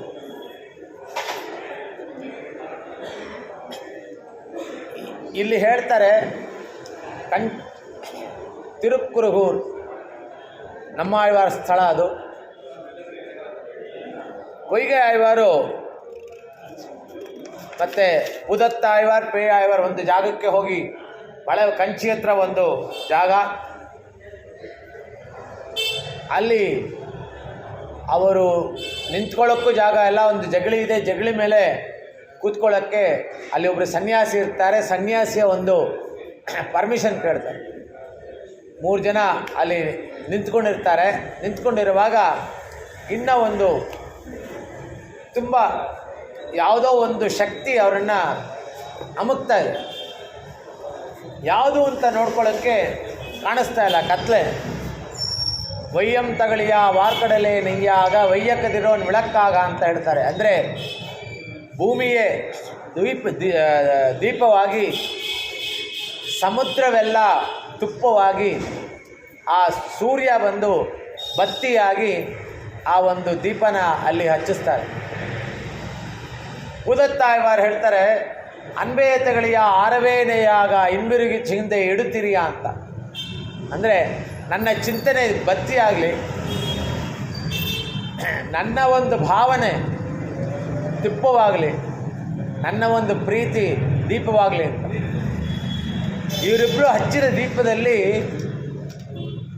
ಪೇಯಾಳ್ವಾರ್ ಹೇಳ್ತಾರೆ, ತಿರುಕ್ಕಂಡೇನ್ ಪೊನ್ಮೇನಿಗೆ ಕಂಡೇನ್ ಅಂತ. ಅಂದರೆ ನನಗೆ ಲಕ್ಷ್ಮಿ ಕಾಣಿಸಿದ್ಲು, ಇದಾದ ಮೇಲೆ ಕಿರೀಟ ಕಾಣಿಸ್ತು. ಏನು? ಪೊನ್ಮೇನಿಗೆ ಕಂಡೇನ್, ಚಿನ್ನದ ಕಿರೀಟ. ಚಿನ್ನದ ಕಿರೀಟ ಯಾವುದಕ್ಕೆ ಸಮಾನ ಅಂದರೆ ಸೂರ್ಯನಿಗೆ ಸಮಾನ. ಹೇಗೆ ಇಲ್ಲಿ ಹೇಳ್ತಾಳೆ,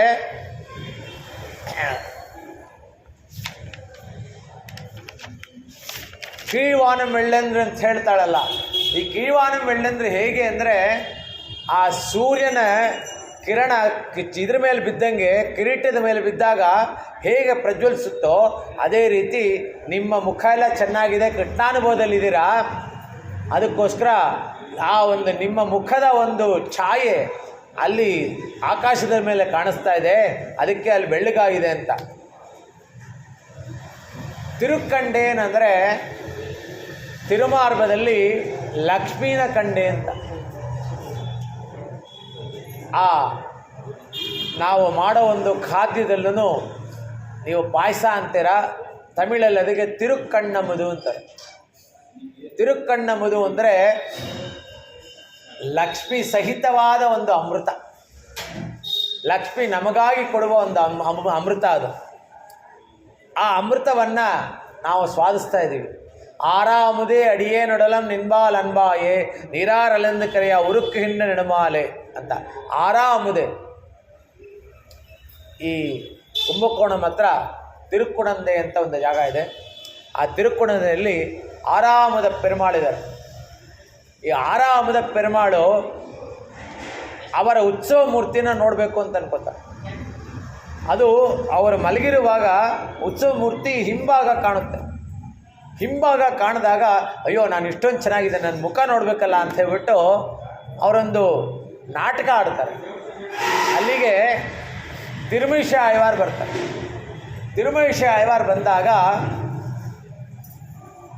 ಇವರು ಮಲಗೇ ಇರ್ತಾರೆ. ಮಲಗೆ ಇದ್ದಾಗ ತಿರುಮೈಷ ಆಳ್ವಾರ್ ಹೇಳ್ತಾರೆ, ಏನು ನಾನು ಬಂದಿದ್ದೀನಿ, ನೀನು ಮಲಗಿದೀಯಲ್ಲ ಅಂತ. ಅವಾಗ ಸ್ವಲ್ಪ ಹೇಳ್ತಾರೆ, ಸಾಕು ಸಾಕು. ಅಂದರೆ ಅವರ ಒಂದು ಸಂಕಲ್ಪ ಏನಿದೆ ಅದು ನಡೀತು. ಮುಂದೆ ಏನು, ಭಕ್ತ ಬಂದು ಕೇಳ್ದ, ಅವನಿಗೋಸ್ಕರ ನಾನು ಹೇಳ್ದೇ ಇರೋಕ್ಕಾಗುತ್ತಾ ಅಂತ ಎದ್ರು. ಆ ಒಂದು ಪ್ರಸಂಗದಲ್ಲಿ ಅವರನ್ನು ತಿರುಮೈಷ ಪಿರಾನ್ ಅಂತ ಕರೆದ್ರು. ಇವರನ್ನು ಆರಾಮದ ಆಳ್ವಾನ್ ಅಂತ ಕರೆದ್ರು. ಇದೊಂದೇ ಅಲ್ಲ, ತಿರುಮೈಷ ಪಿರಾನ್ದು ಹೇಳಿದ್ದೀನಿ ನಾನೊಂದು ಕತೆ. ಅವರು ಹೇಳ್ದಂಗೆ ಪರಮಾತ್ಮ ಕೇಳ್ತಾರೆ. ಚೊನ್ನವಣ್ಣಂ ಶೈದ ಪೆರುಮಾಳ್ ಅಂತ ತಿರುವೆಕ್ಕ ಅನ್ನೋ ಒಂದು ಜಾಗದಲ್ಲಿ, ತಿರುವೆಕ್ಕದಲ್ಲಿ ವೇಗಾಸೇತು ಪೆರುಮಾಳ್. ಈ ವೇಗಾಸೇತು ಪೆರುಮಾಳ್ ಏನಂತಾನೆ, ತಿರುಮೇಶ ಆಯ್ವಾರ್ ಎದ್ದೋಗು ಅಂದರೆ ಎದ್ದೋಗ್ತಾರೆ, ಬಂದು ಮಲ್ಕೋ ಅಂದರೆ ಮಲ್ಕೋ. ಅಷ್ಟೊಂದು ಸೌಲಭ್ಯ ಪರಮಾತ್ಮನಲ್ಲಿ. ಆ ಭಗವಂತ ನಮಗೋಸ್ಕರ ಕಾಯ್ತಾ ಇದ್ದು, ನೀವು ಆವಾಯನ್ ಆರಾಯಂದು, ಅಯ್ಯೋ ನನಗೋಸ್ಕರ ನೀವು ಇಷ್ಟು ದೂರ ಬಂದ್ರ ಅನ್ನೋ ಥರ ಇಲ್ಲಿ ಗೋದೆ ಹೇಳ್ತಾಳೆ.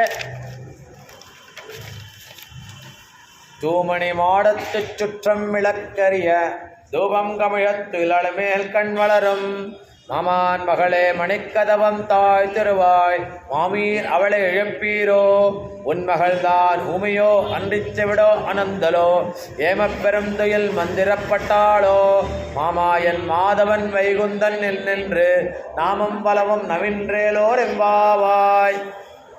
தூமணி மாடு, ತೂಮಣಿ, ತುಯಲ್ಮಣಿ. ತೂಮಣಿ ಅಂದರೆ ಶುಭ್ರವಾದ ಒಂದು ಮಣಿ, ಶುಭ್ರವಾದ ಮಣಿ. ತೂಮಣಿ ಮಾಡುತ್ತೆ ಚುಟ್ರಂ ಮಿಳಕ್ಕರಿಯ.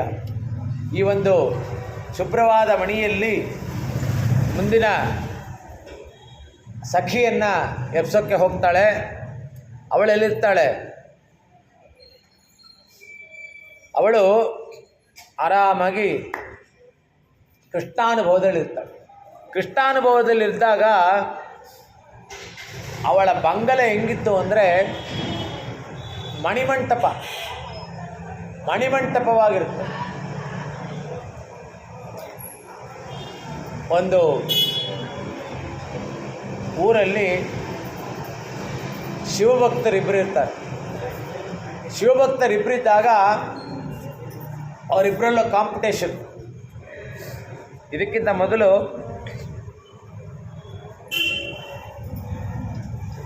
ನೀನು ಶಿವನ್ನ ಜಾಸ್ತಿ ಪೂಜೆ ಮಾಡ್ತೀಯೋ, ನಾನು ನನ್ನ ಭಕ್ತಿ ಜಾಸ್ತಿನೋ ನಿನ್ನ ಭಕ್ತಿ ಜಾಸ್ತಿನೋ ಅಂತ. ಹೀಗೆ ಅವ್ರ ಕಾಂಪಿಟೇಷನಲ್ಲಿ ಆ ಜನ್ಮ ಮುಗಿಸ್ತಾರೆ.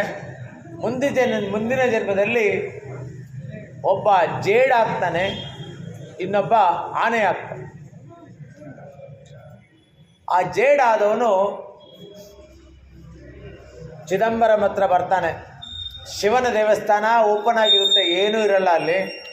ಅಯ್ಯೋ ಶಿವನಿಗೆ ಏನು ಇದೇ ಇಲ್ವಲ್ಲ ಅಂತೇಳ್ಬಿಟ್ಟು ಜೇಡಲ್ಲಿ ಬಲೆ ಅವನು ಬಲೆ ಹಾಕಿದಾಗ ಆನೆ ಬಂದು ಏನಿದು ಗಲೀಜಾಗಿದೆ ಅಂತ ಸೊಂಡ್ಲಿಂದ ಆ ಜೇಡಿರ್ತೇವೆ. ಪ್ರತಿದಿನನೂ ಇವನು ಬಂದು ಜೇಡು ಕಟ್ತಾನೆ, ಅವನು ಬಂದು ಜೇಡು ತೆಗೆದುಬಿಟ್ಟು ಶಿವನಿಗೆ ನೀರಿನ ಅಭಿಷೇಕ ಮಾಡೋಗ್ತಾನೆ. ಹೀಗೆ ನಡೀತಾ ಇರುತ್ತೆ. ಇಬ್ಬರಲ್ಲೂ ಜಗಳ ಆಗುತ್ತೆ. ಈ ಜೇಡು ಬಂದು ಅವನ ಸೊಂಡ್ಲೊಳಗೆ ಹೋಗುತ್ತೆ, ಆ ಆನೆ ಸೊಂಡ್ಲಿಗೆ. ಆನೆ ಸೊಂಡ್ಲಿಗೆ ಹೋದಾಗ ಜೇಡು ಸತ್ತೋಗುತ್ತೆ, ಆನೆನೂ ಸತ್ತೋಗುತ್ತೆ. ಮುಂದಿನ ಜನ್ಮದಲ್ಲಿ ಇವನು ರಾಜಕುಮಾರ ಆಗುತ್ತಾನೆ ಆ ಜೇಡು. ಅದು ಹೇಗೆ ಅಂದರೆ, ಅವನು ಪಾರ್ವತಿ ಬಂದು ಶಿವನ ಹತ್ರ ಕೇಳ್ಕೊತಾಳೆ, ಎಷ್ಟು ಜನ್ಮ ಇನ್ನು ಅವ್ರಿಗೆ ಕೊಡ್ತೀಯ ನೀನು, ಮೋಕ್ಷ ಕೊಡೋಕ್ಕಾಗಲ್ವ ನಿಂಗೆ ಅಂತ. ಆಗ ಶಿವ ಹೇಳ್ತಾನೆ, ಮೋಕ್ಷ ಕೊಡೋದು ನನ್ನ ಪೋರ್ಟ್ಫೋಲಿಯೋ ಅಲ್ಲಪ್ಪ ಅಂತ. ಆವಾಗ ಶಿವ ಬಂದು ಒಬ್ಬ ಜ್ಯೋತಿಷಿಯಾಗಿ ಬರ್ತಾನೆ. ಜ್ಯೋತಿಷಿಯಾಗಿ ಬಂದು ಅವರ ತಾಯಿಯ ಗರ್ಭದಲ್ಲಿರುವಾಗ ನೀನು ಈ ಒಂದು ಸಮಯದಲ್ಲಿ ಹುಟ್ಟುತ್ತೀಯ ನೀನು ಅಂಥೇಳಿ, ಆ ಒಂದು ಸಮಯದಲ್ಲಿ ಅಲ್ಲಿ ಹಯಗ್ರೀವರ ಒಂದು ಉತ್ಸವ ನಡೆಯುತ್ತೆ. ಆ ಸಮಯದಲ್ಲಿ ಹುಟ್ಟುತ್ತಾನೆ. ಹುಟ್ಟುವಾಗ ಇವನ ಕಣ್ಣೆಲ್ಲ ಕೆಂಪಗಿರುತ್ತೆ. ಕೆಂಪಗಿರುವಾಗ ಕೆಂಚೋಳ ರಾಜ ಅಂತ ಇವನು ಕರೀತಾರೆ. ಕೆಂಚೋಳ ರಾಜ ಅಂತ ಇವನನ್ನು ಚೋಳ ರಾಜ್ಯದಲ್ಲಿ ಬಂದ ಮೇಲೆ ಇವನೇನು ಮಾಡ್ತಾನೆ, ಅವನಿಗೆ ಹಿಂದಿನ ಒಂದು ಜನ್ಮದ ಒಂದು ಜ್ಞಾಪಕ ಇರದೆ 75 ಶಿವನ ದೇವಸ್ಥಾನ ಕಟ್ತಾನೆ. ಆ ಶಿವನ ದೇವಸ್ಥಾನದಲ್ಲಿ ಮಣಿಮಂಟಪದ ಥರ ಕಟ್ತಾನೆ. ಮಣಿಮಂಟಪ ಅಂದರೆ ಒಂದು ಸ್ಟೆಪ್ಪು, 2 ಸ್ಟೆಪ್ಪು, ಆಮೇಲೆ ಸ್ವಲ್ಪ ಜಾಗ, ಆಮೇಲೆ 2 ಸ್ಟೆಪ್ಪು ಜಾಗ. ಯಾಕೆ ಆ ರೀತಿ ಕಟ್ತಾನೆ ಅಂದರೆ ಈ ಆನೆ ಬಂದು ತನಗೆ ತೊಂದರೆ ಕೊಡಬಾರ್ದು ಅಂತ, ಆನೆ ಬಂದು ತೊಂದರೆ ಕೊಡಬಾರ್ದು ಅಂತ ಹೇಳ್ಬಿಟ್ಟು ಮಣಿಮಂಟಪದ ಥರ ಕಟ್ತಾರೆ. ಇದೆಲ್ಲ ಕಟ್ಟಿದ ಮೇಲೆ ಆ ಸನ್ಯಾಸಿ ಆ ಒಂದು ಶಿವ ಸನ್ಯಾಸಿಯಾಗಿ ಬಂದು ಇವನಿಗೆ ಶಾಸ್ತ್ರ ಹೇಳಿರ್ತಾನಲ್ಲ, ಅವನು ಹೇಳ್ದಂಗೆ ಇವನ ವಿರುದ್ಧ ಎಲ್ಲ ರಾಜರು ಯುದ್ಧ ಮಾಡಿ ಇವನನ್ನು ನಿರ್ಗತಿಕನಾಗಿ ಮಾಡ್ತಾರೆ. ಇವನನ್ನು ನಿರ್ಗತಿಕನಾಗಿ ಮಾಡಿದಾಗ ಇವನು ಮತ್ತೆ ಆ ಸನ್ಯಾಸಿನ ಹುಡ್ಕೊಂಡು ಹೋಗ್ತಾನೆ. ಆ ಸನ್ಯಾಸಿನ ಹುಡ್ಕೊಂಡು ಹೋಗಿ ಕೇಳ್ತಾನೆ. ಆವಾಗ ಅವನು ಹೇಳ್ತಾನೆ, ನೀನು ನಾರಾಯಣನ ಕುರಿತು ತಪಸ್ ಮಾಡಪ್ಪ, ನಾರಾಯಣನ ಶರಣ ಪಡ್ಕೋ, ನಿನಗೆ ಒಳ್ಳೆಯದಾಗುತ್ತೆ ಅಂತ. ಅವ ನಾರಾಯಣನ ಶರಣ ಪಡ್ಕೊಂಡ್ಬಿಟ್ಟು ತುಂಜಲವಲ್ಲಿ ತಾಯ ಇವಳಿಗೆ ಅಲ್ಲಿ ಒಂದು ದೇವಸ್ಥಾನ ಕಟ್ಟ. ಇಲ್ಲಿ ಆ ಒಂದು ತಾಯಾರೇ ಪ್ರಾಶಸ್ತ್ಯ. ಹೇಗೆ ತಿರುವಲ್ಲಿಕ್ಕೇಣಿ ಪಾರ್ಸಾರ್ಥಿ ದೇವಸ್ಥಾನಕ್ಕೆ ಹೋದರೆ ಸತ್ಯಭಾಮ ರುಕ್ಮಿಣಿ ಕಾಣಿಸೋದೇ ಇಲ್ಲ, ಇಲ್ಲಿ ಹೇಗೆ ಅಂದರೆ ನಾರಾಯಣ ಕಾಣಿಸಲ್ಲ, ಈ ದೇವಿನೇ ಮುಖ್ಯ. ಇಲ್ಲೂ ಅಷ್ಟೇ ಎಲ್ಲ ಒಂದು ಮಣಿಮಂಟಪದ ಥರ ಕಟ್ತಾನೆ. ಇದಾದ ಮೇಲೆ ಅವನಿಗೆ ಮೋಕ್ಷ ಸಿಗುತ್ತೆ ಅಂತ ಇಲ್ಲಿ ಒಂದು ಕಥೆ ಇದೆ. ಈ ಒಂದು ತೂಮಣಿ ಮಾಡುತ್ತು, ಅಲ್ಲಿ ಕಟ್ಟಿರೋ ಒಂದು ಮಣಿಗಿಂತ ಶುಭ್ರವಾಗಿರುವ ಈ ಒಂದು ಮಣಿಮಂಟಪದಲ್ಲಿ ಏನು ಶುಟ್ರಂ ವಿಳಕ್ಕೆರಿಯ, ಈ ಒಂದು ಪೂರ್ತಿ ಮಂಟಪದಲ್ಲಿ ಆ ಒಂದು ಮಣಿ ಮೇಲೆ ಸೂರ್ಯ ಬೀಳ್ತಾ ಇರೋದ್ರಿಂದ ದೀಪ ಉರಿತಿರೋ ಥರ ಒಂದು ಇದು ಅಲ್ಲಿನ ಒಂದು ಚಿತ್ರಣ. ಆ ಒಂದು ಚಿತ್ರಣದಲ್ಲಿ ಒಳಗಡೆ ಬಂದು ಗಂಧದ ಕಡ್ಡಿ ಹಚ್ಚಿರೋ ಥರ ಅವಳು ಕೃಷ್ಣಾನುಭವದಲ್ಲಿ ಸುಗಂಧವಾಗಿರ್ತಾಳೆ. ಅಲ್ಲಿ ಹೊಗೆ ಬರ್ತಾ ಇರುತ್ತೆ. ಧೂಪಂ ವಿಳಕ್ಕೆರಿಯ ಧೂಪಂ ಕಮಯ ತುಯಿಲ್ ಅಣೆಮೇಲ್ ಕಣ್ಣೊಳಗಂ. ತುಯಿಲ್ ಅಣೆಮೇಲ್ ಅಲ್ಲಿ ಒಂದು ಮಂಟಪ ಇರುತ್ತೆ. ಆ ಮಂಟಪ ತುಯಿಲ್ ಅಂದರೆ ಶುಭ್ರವಾಗಿರೋ ಮಂಟಪ. ಅಲ್ಲಿ ಆರಾಮಾಗಿ ಕಣ್ಮಳರ ಅಂದರೆ ಮಲಗಿರ್ತಾಳೆ. ಇವಳು ಹೇಳ್ತಾಳೆ, ಮಾಮನ ಮಗಳೇ ಏಳು, ಮಣಿಕದವಂ ತಾಯ್ತಿರುವ, ನಿನ್ನ ಮಣಿಯಲ್ಲಿ ಮಾಡಿರುವಂಥ ಕದದ ಒಂದು ಚಿಲಕವನ್ನು ತೆಗಿ. ಸರಿ, ಅವಳೇನು ಹೇಳಲ್ಲ. ಕಡೆಗೆ ಹೇಳ್ತಾಳೆ, ಮಾಮೀರ್ ಅವಳೆ ಹೇಳ್ಪಿರೋ. ಮಾಮೀರ್ ಅಂತ ಹೇಳಿದೆ, ಒಬ್ಬಳೇ ಇರೋದಲ್ಲಿ ಮಾಮೀರ್ ಅಂದರೆ ಒಂದು ಹೆಣ್ಣು 6 ಹೆಣ್ಣಿಗೆ ಸಮಾನ. ಮತ್ತು ಗಂಡಸು ಕತೆ ಹೆಂಗಿರಬೇಕು, ಆ ಒಂದು ಹೆಣ್ಣು 6 ಹೆಣ್ಣಿಗೆ ಸಮಾನ ಅಂದರೆ ಅಲ್ಲಿ 6 ಹೆಣ್ಣಿನ ಒಂದು ರೂಪ ನೋಡಿಕೊಂಡು ಮಾಮೀರ್ ಅಂತ ಮರ್ಯಾದೆಯಾಗಿ ಹೇಳ್ತಾರೆ. ಅವಳೇ ಏಪ್ಪೀರು, ಅವಳು ನೆಪ್ಸಿ. ಅವಳು ಕೇಳ್ತಾಳೆ, ಯಾರು ನೀವೆಲ್ಲ ಅಂತ. ಅವಳು ನೆಪ್ಸ್ ಕೇಳಿ, ಅವಳು ಗೊತ್ತು, ನನಗೆ ಗೊತ್ತಿಲ್ಲ, ನಾನು ಹೇಳಲ್ಲ, ಅವಳನ್ನೇ ಕೇಳಿ ಅಂತ. ಉನ್ ಮಗಳ್ದಾನ್, ನಿನ್ನ ಮಗಳೇ ಅಲ್ವಾ. ಅವಳೇನು ಊಮಿಯೋ, ಮಾತಾಡೋಕ್ಕೆ ಬರಲ್ವಾ. ಅನ್ರಿಚ್ಚೆಬಿಡೋ, ಕಿವಿ ಕೇಳಲ್ವಾ. ಆನಂದಲೋ ಅಂದರೆ ಮತ್ತೆ ಬಂದಿದೆಯಾ ಅವಳಿಗೆ, ಆಲಸ್ಯವಾಗಿದ್ದಾಳಲ್ಲ. ಏಮಪ್ಪೆರೊಂದು ಎಲ್ಲಿ ಮಂದಿರ ಪಟ್ಟಾಳೋ, ಅವಳ ಮೇಲೆ ಯಾರಾದರೂ ವಶೀಕರಣ ಮಾಡಿದ್ದಾರೆ ಏನಾದರೂ ಅಂತ. ಮಾಮ ಎನ್ಮಾಧವನ್, ಯಾರಿಗೋಸ್ಕರ? ಮಾಮಾಯನ್ ಮಾಧವನ್ ವೈಗುಂದನ್ ಎನ್ನೆನ್ರು.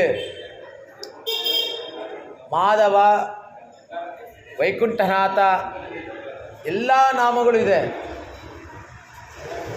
ನಾಮಂ ಫಲವಂ ನವಿನ್ರು, ಅದನ್ನು ಹೇಳೋದಕ್ಕೋಸ್ಕರ ಏಲೋರೆಂಬಾವಾಯ್ ಅಂತಾರೆ. ಕೀழ்ವಾನಂ வெள்ளென்று எருமை சிற வீடு மெய்வான் பரந்தனகான் விக்குள்ள பிள்ளைகளோ போவான் போகின்றாரை போகாமல் காத்து